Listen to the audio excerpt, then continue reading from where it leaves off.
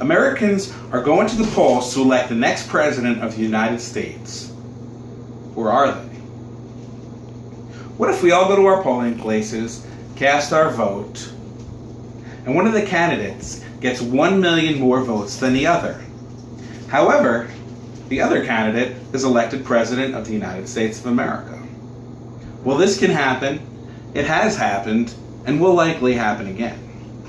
This is because of the voting process we have called the Electoral College.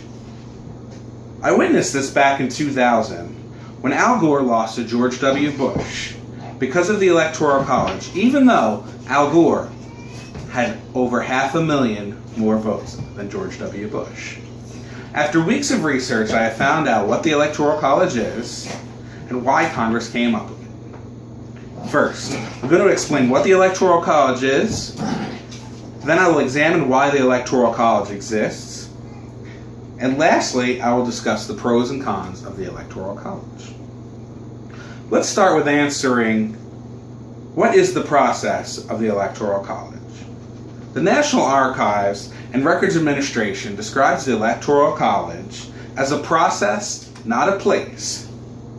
The Founding Fathers established it in the Constitution as a compromise between election of the president by a vote in Congress and election of the president by a popular vote of qualified citizens.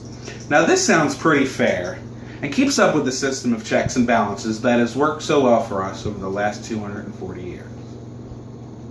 The Electoral College consists of 538 electors, one for each member of Congress. Every state's number of electors is based on how many representatives it has in Congress.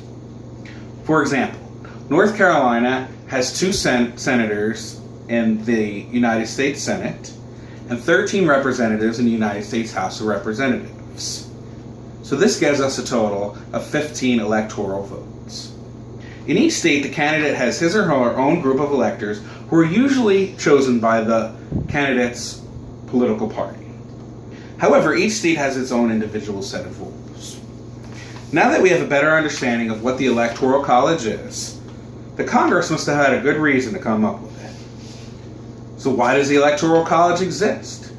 Well, according to Voss, the purpose of the Electoral College is to balance the voting powers across state so no one region of the country can gain too much control. If a president is elected by a simple majority of votes, a candidate who is widely popular in one region can ignore smaller regions and campaign only where large majorities are possible. Or a candidate who kills in California and New York can totally write off flyover country completely. If, however, the Electoral College elects a president, a candidate who is widely popular in one region must also prevail in a number of sub-elections to win. The Electoral College ensures a better result for the country as a whole than the Democratic power play wherein 51% of us matter and 49% of us don't. In other words, Hillary Clinton is popular in New York and disliked in Kentucky. She could totally ignore Kentucky and focus on New York. Now, the Electoral College gives Kentucky some say in who they want to elect as president. So even though the Electoral College has been around for a long time, some people believe that it is not fair and want to use a different format. Like many things, the Electoral College has its pros and cons, with many people having great opinions on its effectiveness. According to the National Latino Council, without a clear representative majority from a third party, the Electoral College will continue to create and maintain a two-party system.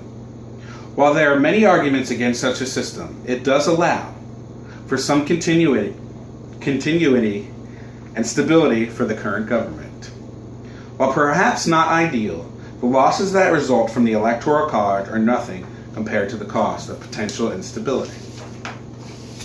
In other words, the current system promotes a two-party system, which leaves things stable. However, it does disregard a third-party candidate from running. Another concern is in certain conditions it is possible for a candidate to win the popular vote and not become president. For example, in 2000. According to Gore, it has happened 4 times. This leaves some people to feel like the system should be one person, one vote. Now that you understand why and for what reason Congress created the Electoral College, you can have the knowledge to decide. You can decide if you think the current system is working for the American people, or should each person vote to count equally. In conclusion, this November, no matter what you think of the Electoral College, the consequences of not voting at all outweigh the chance that your vote doesn't make a significant difference. Just remember the idiom, every little bit helps. Thank you.